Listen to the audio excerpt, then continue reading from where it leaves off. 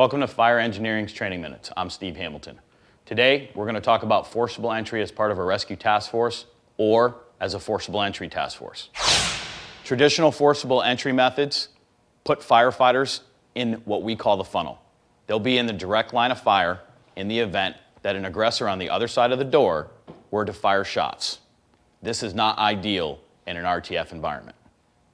With this particular construction, we have a bump out. The bump out prevents the firefighter from being off to the side of the door. So we can utilize things with law enforcement, such as ballistic shields.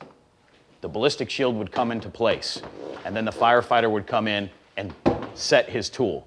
At this point, the shield is protecting the firefighter's face from any gunfire, and the firefighter has ballistic protection on. The use of hydraulic forcible entry tools, such as this, with long hoses, allows firefighters to be away from the door when performing forcible entry.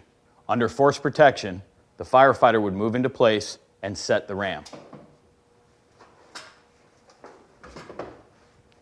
They'll only briefly be near the door in order to get the ram set in place and ready for forcing. Once the tool is set, the firefighter can then move out of the line of fire and start to work the tool. The law enforcement officer will step up, maintaining security and maintaining angles for fire.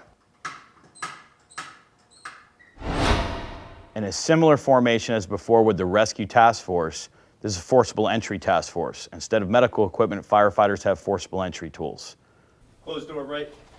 Firefighters may be needed to assist law enforcement in forcible entry by forming a forcible entry task force. Breacher up.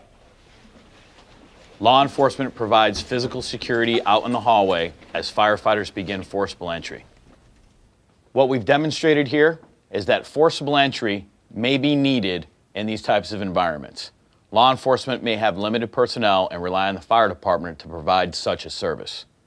Therefore, it might be a bit unnerving to be in this type of environment, but as you can see, law enforcement absolutely owns this corridor, and you are perfectly safe, and it's worth the risk to access victims and get people to safety.